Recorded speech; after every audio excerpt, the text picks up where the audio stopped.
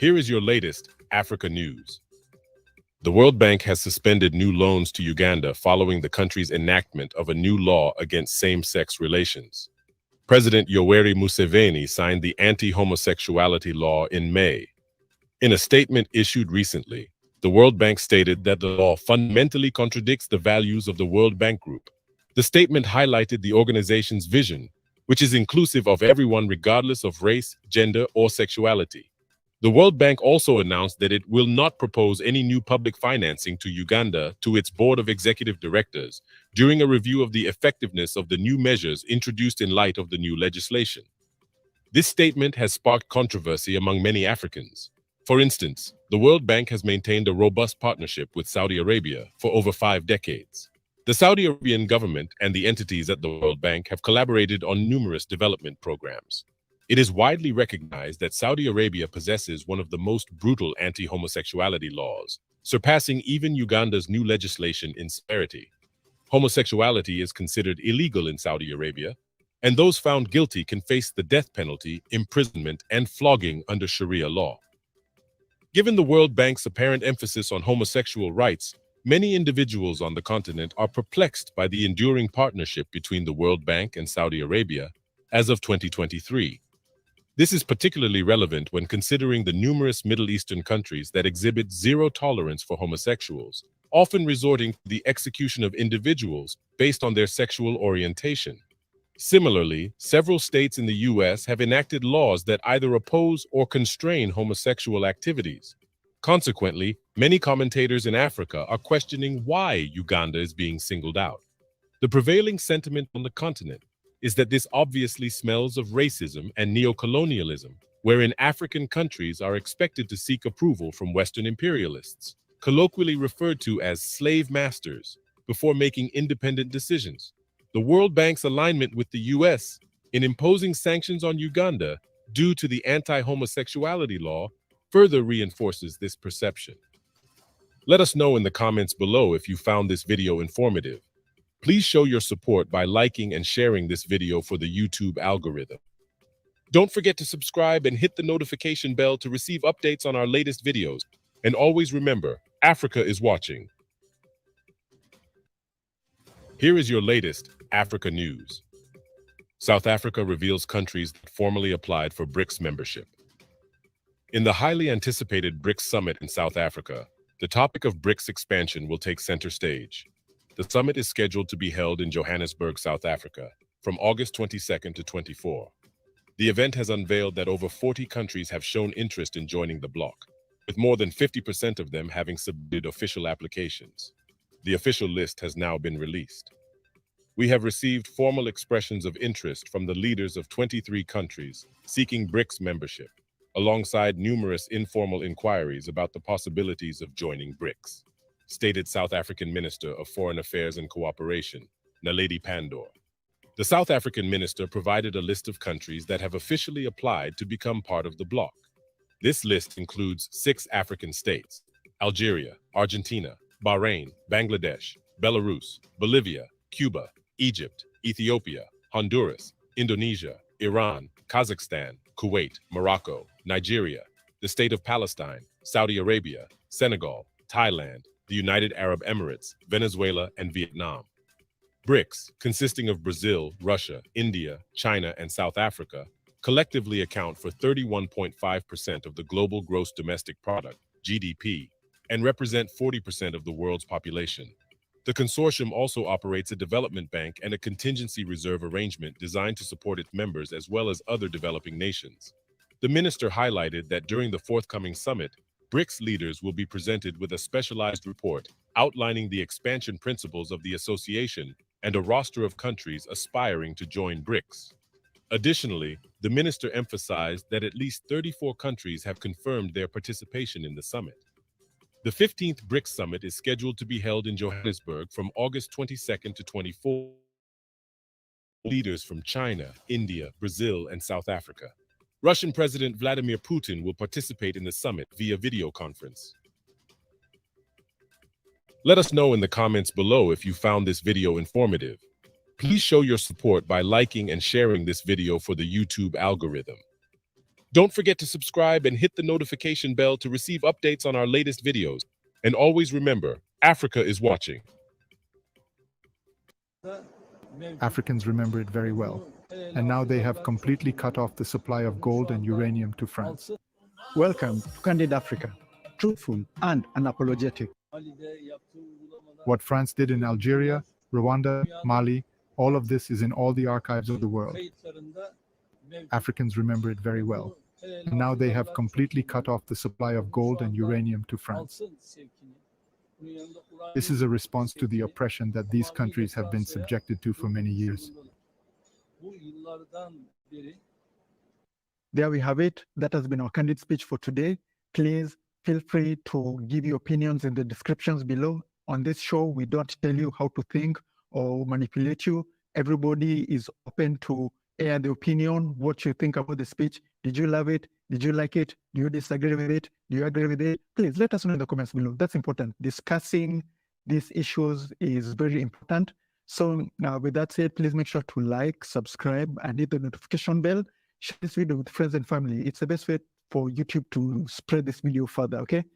So it's been me, Mikey Mushi from Tonacheki.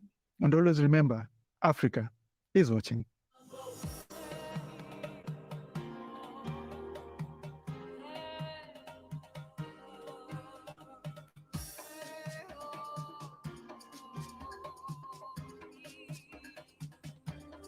Here is your eyewitness news.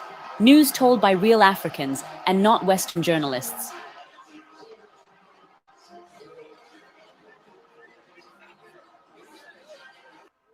This gathering today is testimony to your commitment and determination to change Niger.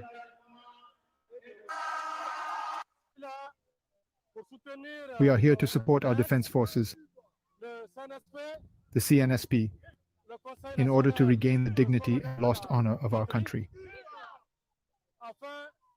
De regagner la dignité et l'honneur perdu de notre pays.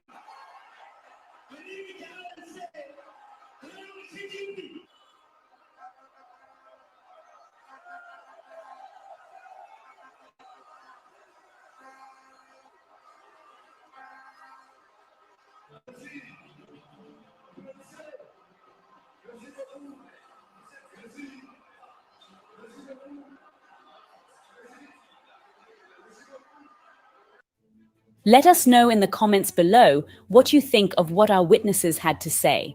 Please remember to like, share, and Here is your latest Africa news. France suspends financial support to Burkina Faso in retaliation. In a petty move, France has decided to suspend its financial aid and developmental assistance to Burkina Faso in response to the African nation's backing of revolutionaries in Niger.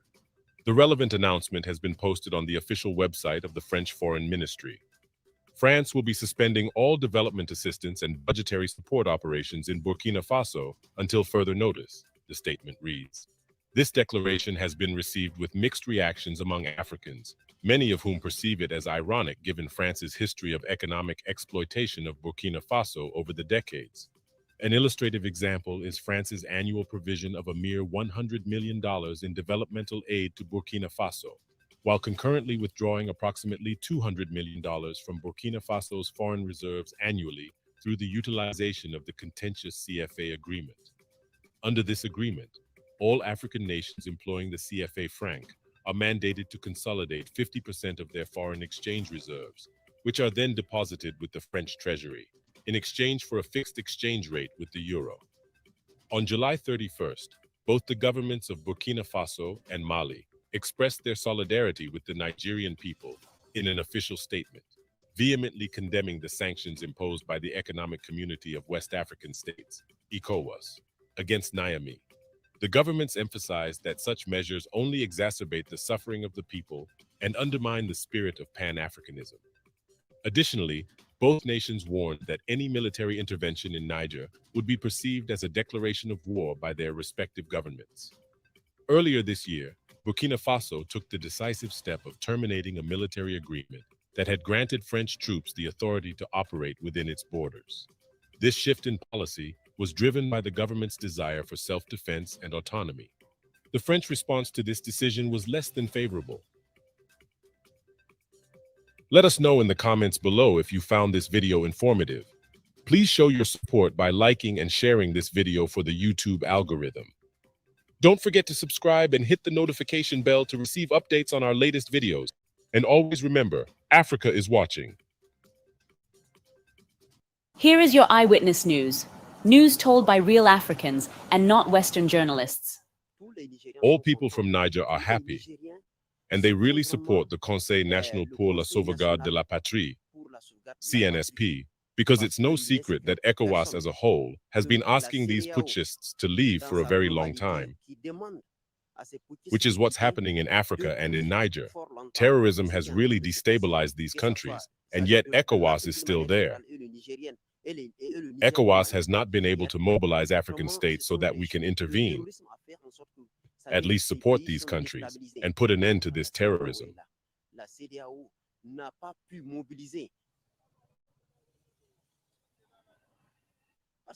Because we've noticed that we're governed by people who don't really love this country. We are governed by stateless people, monsters who are only here for their own interests and the country's interests. That's why ECOWAS has spent its time issuing ultimatums. But the people are here. They are united, saying no. Even if ECOWAS, the USA and France, even if the whole world mobilizes against Niger, we will remain vigilant. We will never let people from outside come and tell us what to do.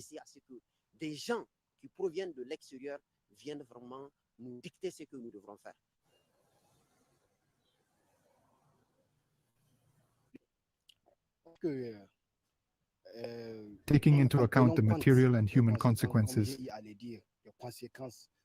it has to be said that we are already weakened by the terrorists and many other issues. So, in any case, we don't want another subject of intervention to arise. The damage will be terrible.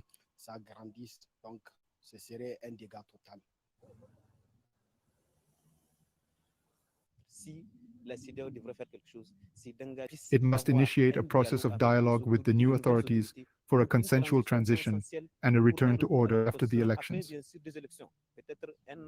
So at least 1, 2, or 3 years for there to be a return to constitutional order.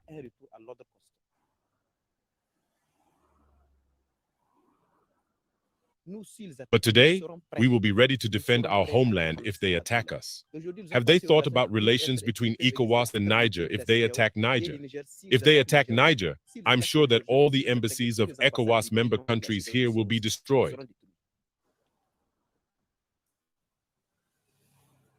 We're not afraid for our soldiers because we trust them. Even if they were to intervene, it would be useless. And we know that whatever the situation, Niger will pull through. Quelle qu'en soit la situation, le Niger va s'en sortir, Inch'Allah. Let us know in the comments below what you think of what our witnesses had to say. Please remember to like, share, and subscribe.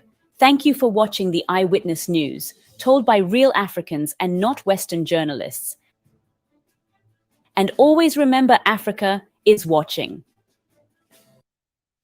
Here is your latest Africa news. France is invading Niger, coup leaders announce.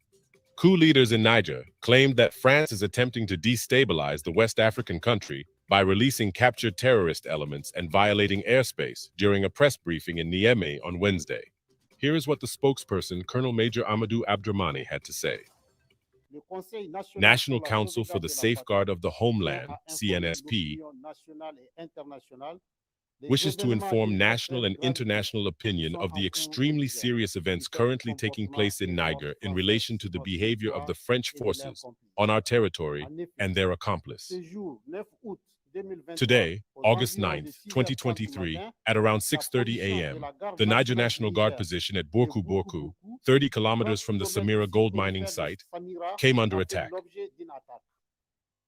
At this time, the death toll has not yet been established. Through direct communication with Western partners, the French forces were blamed for unilaterally releasing captured terrorist elements. The latter were grouped together in a valley in the village of Fitili, 28 kilometers northwest of Yatakala, where a planning meet was held with a view to attacking military positions in the tri-border area. As part of their clear desire to destabilize, these French forces took off today, August 9th, 2023,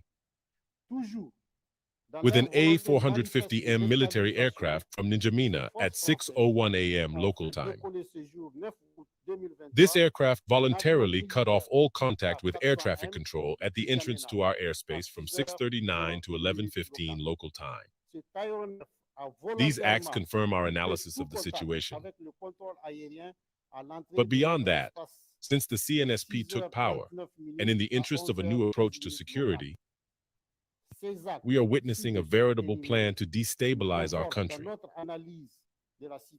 To this end, the president of the CNSP, head of state and supreme commander of the armed forces,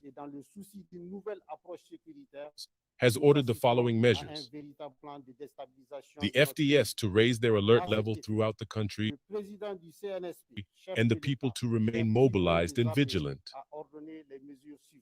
Let us know in the comments below if you found this video informative. Please show your support by liking and sharing this video for the YouTube algorithm. Don't forget to subscribe and hit the notification bell to receive updates on our latest videos. And always remember, Africa is watching. Whether it is the Portuguese here in Mozambique or the British in Kenya. These were wills that were imposed on our people without their consent. Welcome to Candid Africa. We broke away and we broke the chains of colonialism in our continent. And we broke the chains of colonialism because they were imposed on us without our will, without our wish. They were undemocratic. They were not participatory. They were against the majority will of the people of our continent. Whether it is the Portuguese here in Mozambique or the British in Kenya. These were wills that were imposed on our people without their consent. Our position is that undemocratic, unconstitutional imposition of the will of any government of whatever nature on the people without their consent is wrong, the same way colonialism was wrong. And that Africa can only proceed into the future if we allow the people of our countries and of our continent to determine their destiny and to choose their leaders in democratic means, using democratic means, the way you do here in Mozambique, the way we do in Kenya, and the way it is done in many parts of our continent. And therefore, as a union, in the Africa Union, we are against any undemocratic removal of any government. Coups are not a panacea. They are not a solution to the challenges that we have as a continent. They are as undemocratic as the colonial masters. And we are taking a very firm position as nations, as the Africa Union. Any undemocratic removal of any government immediately earns the expulsion from the Africa Union. They cease to be members of the Africa Union. And as I said, ECOWAS, which is part of the building blocks of the Africa Union, is handling the case, for example, in Niger. IGAD is handling the case in Sudan, because we believe that we should be able to provide a solution as leaders in this continent on matters that concern all our countries. We are all informed that today there is a meeting of ECOWAS, for example, to deliberate on the coup in Niger. Our position is that President Bazoum should be reinstated as the democratically elected president of Niger. And whatever interventions ECOWAS will agree on will have the support of those of us in the Africa Union, so that we can put a stop to the slide to undemocratic government in our continent. There we have it. That has been our candid speech for today. Please feel free to give your opinions in the descriptions below. On this show, we don't tell you how to think or manipulate you. Everybody is open to air the opinion, what you think about the speech. Did you love it? Did you like it? Do you disagree with it? Do you agree with it? Please let us know in the comments below. That's important. Discussing these issues is very important. So now with that said, please make sure to like, subscribe, and hit the notification bell. Share this video with friends and family. It's the best way for YouTube to spread this video further, okay? So it's been me, Mikey Mushi from Tunachiki. And always remember, Africa is watching. Here is your latest Africa news. Mali has suspended the issuance of visas to French nationals at its embassy in Paris, showcasing a tit-for-tat display of force. In a statement, Mali's foreign ministry stated that this action was taken in response to learning with surprise that France had categorized Mali as a red zone, citing alleged strong regional tensions. Earlier this week, France suspended visa issuance and closed the visa center at its embassy in Mali's capital, Bamako. The reported regional tensions emanate from Niger, where the military orchestrated a coup that removed President Mohamed Bazoum from power, a move reportedly supported by its citizens.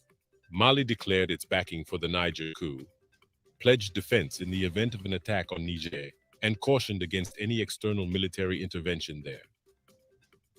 Relations between Mali and France have been strained since Mali achieved its neo-independence from France in 2021 through a popular coup. In the past year, France withdrew its forces after Mali kicked them out of its territory. In conclusion, Mali's recent decision to suspend visa issuance to French nationals at its Paris embassy constitutes a diplomatic maneuver, aiming to uphold Mali's interests and values amid evolving geopolitical landscapes. By mirroring France's actions, Mali demonstrates its dedication to a balanced and respectful approach to international relations. As discussions unfold and tensions ease, the world will continue to observe how Mali navigates its path forward, cherishing its sovereignty and contributing to regional stability. Let us know in the comments below if you found this video informative. Please show your support by liking and sharing this video for the YouTube algorithm. Don't forget to subscribe and hit the notification bell to receive updates on our latest videos. And always remember, Africa is watching. Here is your eyewitness news. News told by real Africans and not Western journalists. The action they took yesterday is double standards, because you can't say you're on strikes and say you're on negotiations at the same time. We don't know which of the two holds. I think that negotiation is a tradition for us. Everything that happens in Niger, everything that is done, everything that we have as a problem is through negotiations that we have a solution.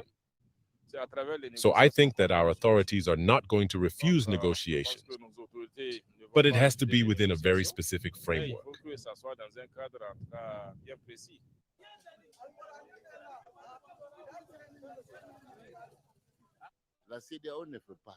ECOWAS cannot authorize a strike in Niger.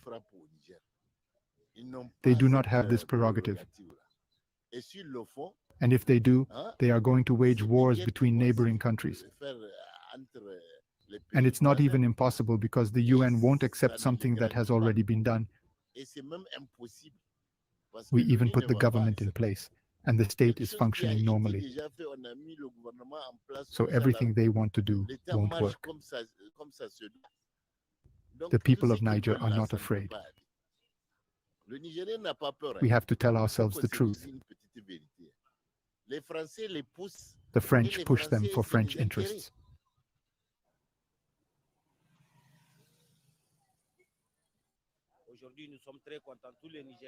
Today we are very happy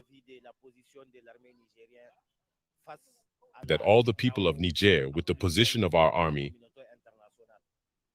vis-à-vis ECOWAS and the international community, who have never thought after 60 years of independence of advancing this country. Really, their position does not commit us to anything. We want to change. We are determined and are behind our army.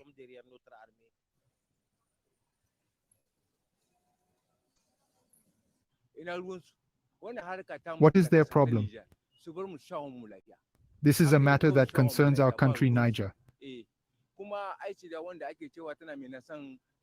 Let them leave us in peace. And the threat of ECOWAS does not come from them, but it is France that has interests here. And besides, why do these leaders want us to asphyxiate the people in the name of the whites? It is France that is pushing them. Let us know in the comments below what you think of what our witnesses had to say. Please remember to like, share, and subscribe. Thank you for watching the Eyewitness News, told by real Africans and not Western journalists. And always remember, Africa is watching. You can't talk peace and NATO in one sentence. It's not true what you are saying. Because what peace did NATO take to Libya? Look at what you did to Libya. Welcome to Candid Africa, truthful and unapologetic. NATO is not a very peaceful organization. You can't talk peace and NATO in one sentence. It's not true what you are saying. Because what peace did NATO take to Libya? Look at what you did to Libya to date. Because you're going after one man, you destroy the whole country. So if it brought peace in Norway, it has not brought peace in Africa. And our experience with NATO is not what you have experienced. And therefore, we respectfully disagree with that. You know, this thing of territorial threats, we know them here. We've got an army base here in Botswana. What is America doing here in Botswana? Why is Africa not in American borders? What do you call that? And you come and say imperialism and colonialism is finished. When people expand their territorial expansion through putting military bases at our borders. There's a military base here. A study has been conducted that a fighter jet that moves from that army base to the Union building will not take less than 2 minutes to bomb the Union building. If a war is declared with America, America does not have to assemble any resource from Washington or anywhere else to come here. They are already here. What do you call that? It's democracy. It's free world. We must celebrate that and say, no, imperialism is no longer there. It's in our head. We understand what Putin is fighting against because we have it here. Here. What is it doing here? We never went to Asia. We never went to Europe. We never went to America. We are here.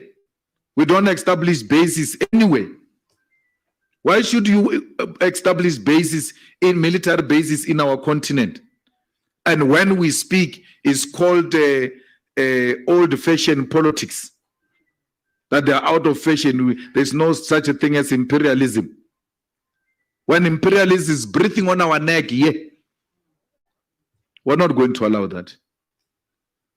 We are going to expose that American military base here all the time in the platforms we get and educate our people that this is exactly what Putin is fighting against. America will not allow that. That Russia must go and establish a military base in Cuba with missiles facing the USA. Don't want to allow that. So we must not be allowed, we must not be asked to accept the things that you will not accept if they were to happen in your countries.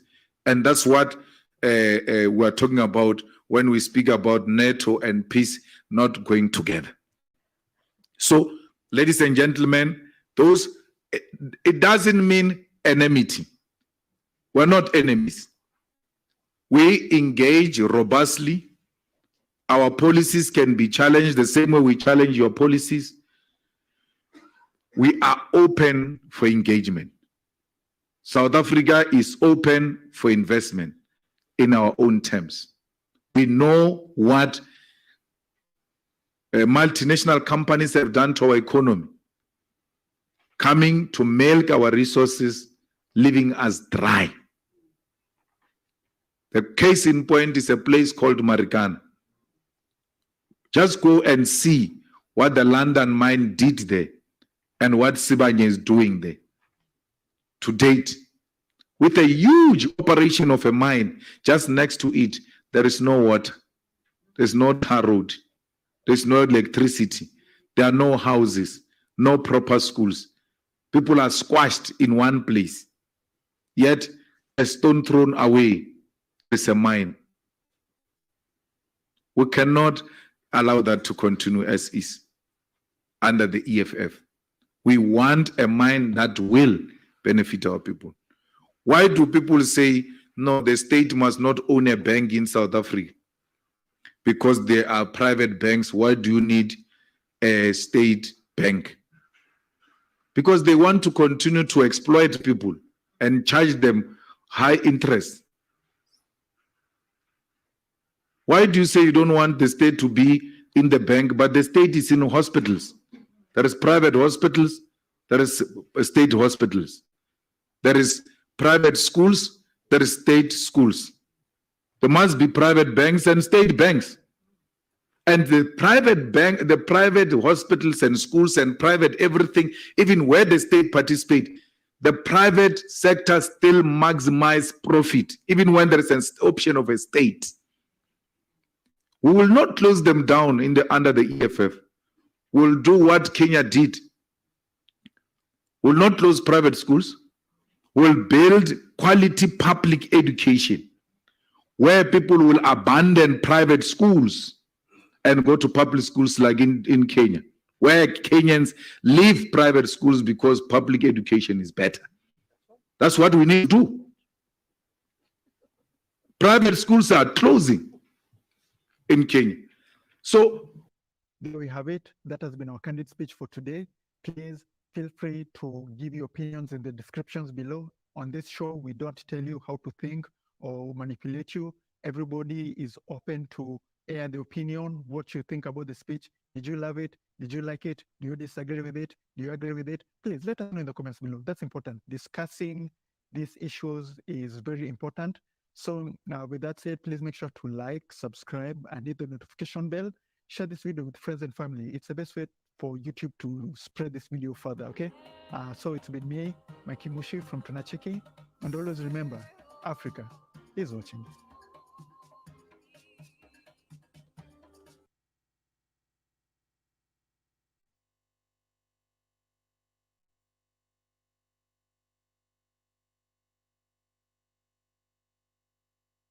So with that said, thank you for everybody who tuned in. We appreciate you guys. As always, please share this video after it finishes to friends and family. Please like this video. It really helps us with the YouTube algorithm. That's how YouTube knows it's a good video, and it will keep recommending it to more people, spreading our message, okay? So we really appreciate you guys. And as always, it's been me, Mikey Mushi from Tunacheki, and Africa is watching. Bye, guys.